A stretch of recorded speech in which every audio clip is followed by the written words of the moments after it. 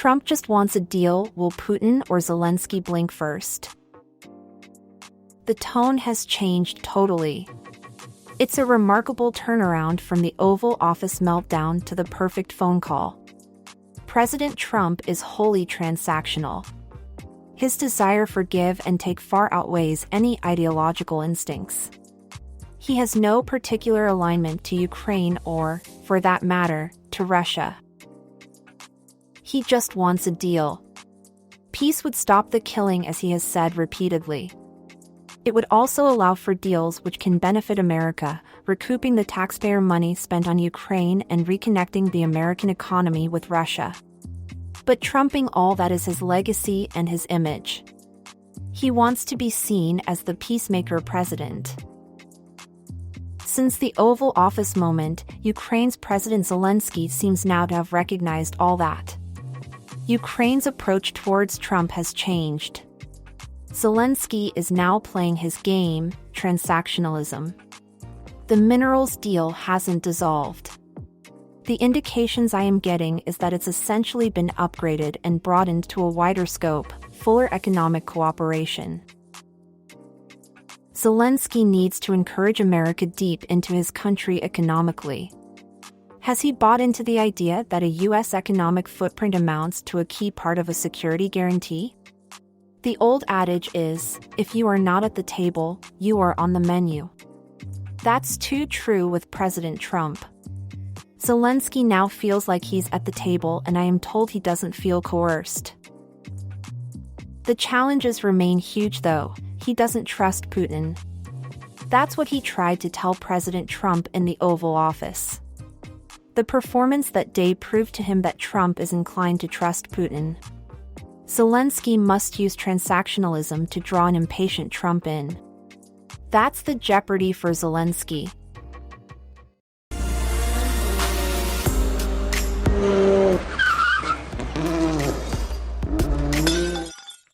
Man charged with stealing and leaking unreleased Eminem music. A former studio engineer has been charged with stealing Eminem's unreleased music and selling it online. FBI prosecutors say more than 25 songs from the Detroit rapper have been played or distributed online without his or Interscope Capital Labels Group's consent.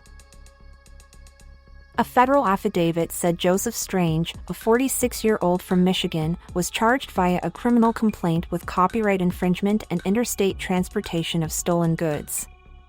Acting U.S. Attorney Julie Beck in Detroit said the man, who lost his job at Eminem's studio in 2021, could face up to 15 years in prison if convicted of both counts. He denies the charges. The affidavit said the music stored on password-protected hard drives kept in a safe at Eminem's studio in Ferndale, a Detroit suburb. Studio employees reported the theft to the FBI in January this year, saying unreleased music still in development was live on various websites such as Reddit and YouTube. A review found files were transferred from a hard drive in a safe to an external hard drive in October 2019 and January 2020, when Strange was a sound engineer at the studio. Investigators also found buyers after Eminem's business associate Fred Nasser posted an online warning to fans not to distribute the music. A Canadian resident who used the screen name Doja Rat told investigators he had purchased 25 unreleased songs from Strange for about $50,000 in Bitcoin. Doja Rat added he raised the money from a group of fans of the Lose Yourself star, and added Strange was trying to sell some of Eminem's handwritten lyric sheets. The affidavit added another group of fans, organized by someone in Connecticut using the screen name ATL, also purchased a couple of songs from Strange for about $1,000.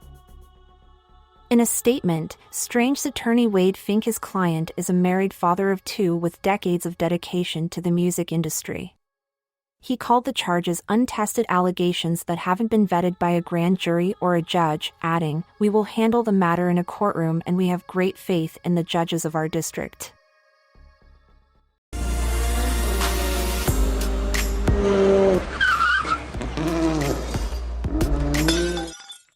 Top Tesla investor wants Musk gone. One of Tesla's earliest investors has told that Elon Musk should step aside as the carmaker's chief executive unless he gives up his new government job. Ross Gerber said in an interview that the tycoon and advisor of Donald Trump had lost his focus given his widening interests and was now too divisive. He cited Musk's post-election role at the helm of the Trump administration's new Department of Government Efficiency, DOGE. It has attracted public anger and protests over planned swinging cuts to federal government staff. Mr. Gerber said, "I think Tesla needs a new CEO, and I decided today I was going to start saying it, and so this is the first show that I'm saying it on. It's time for somebody to run Tesla. The business has been neglected for too long. There are too many important things Tesla is doing, so either Elon should come back to Tesla and be the CEO of Tesla and give up his other jobs, or he should focus on the government and keep doing what he is doing but find a suitable CEO of Tesla." Mr. Gerber told that the business was absolutely in crisis, and the appointment was among several reasons he had sold off a substantial number of shares in recent months. A slump began shortly before Mr. Trump took office, as the first salvos of the president's trade war were being threatened. Tesla's market value has plunged by more than $800 billion since December, and it was a further 4% down in U.S. trading on Tuesday. The business has been struggling on several fronts. Electric car demand appears to have peaked across key Western markets despite steep discounting to boost appeal at a time of continued strain on consumer budgets. Also in the mix is cheap Chinese competition nibbling away at Tesla's market share. Add the potential for heightened costs due to Mr. Trump's trade war, it is of little surprise that investors are concerned. Mr. Gerber said that while Tesla's products were undoubtedly the best around, Musk only had 24 hours in the day, and he had split his time too thinly since his purchase of Twitter, now called X, in 2022. He added that his social media posts and work with the president since had brought too much negative publicity to Tesla.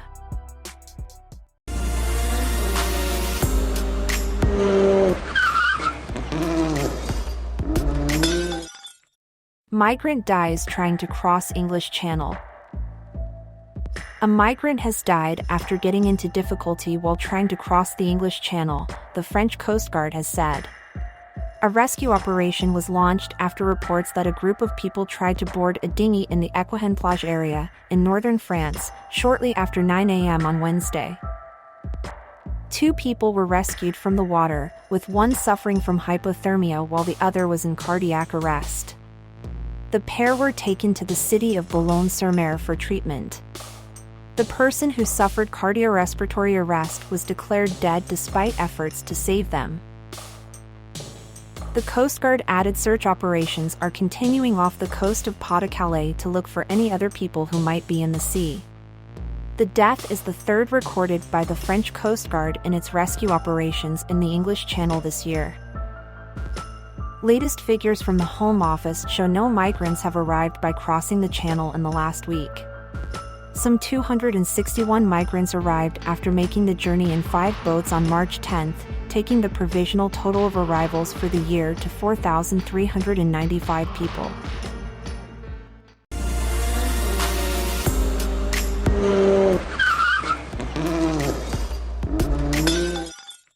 Burger King UK owner in talks about Whopper of refinancing.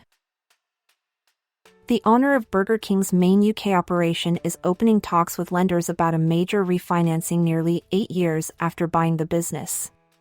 Burger King UK, which is backed by the private equity firm Bridgepoint, is seeking an additional $52 million of borrowing capacity to help finance the delivery of its business plan. The refinancing, which also includes $143 million of existing debt, is to be discussed with prospective lenders in the coming days. Burger King UK owns just over half of the chain's nearly 600 British outlets, with the rest owned by other franchisees. Bridgepoint has already committed $45 million of fresh equity as part of Burger King UK's business plan. The company intends to open more than 30 additional restaurants and remodel 50 of the existing estate. People close to the company said it was outperforming the wider quick-service restaurant market in terms of like-for-like sales growth. Burger King's Gourmet Kings range has driven sales growth in higher-margin products, while its value platform has also been growing among price-conscious consumers, the People said. The chain recently ran a promotion called Whopper Day to give away a free burger to customers who had downloaded the Burger King app.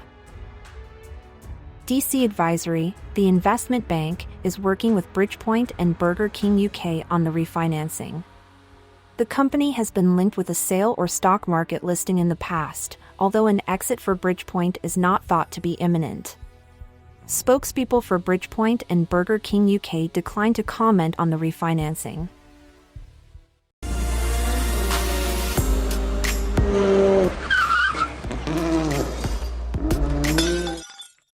Nigerian crime gangs are targeting young British boys in sextortion scams. Teenage boys in the UK are being blackmailed by Nigerian crime gangs that pose as young women online, with the National Crime Agency offering advice on what victims should do. NCA officials said boys as young as 14 have been targeted with sextortion scams on social networks including Snapchat and Instagram. Criminals trick them into sending sexual images and then threaten to share the pictures with their family, friends, and school unless they pay about $130.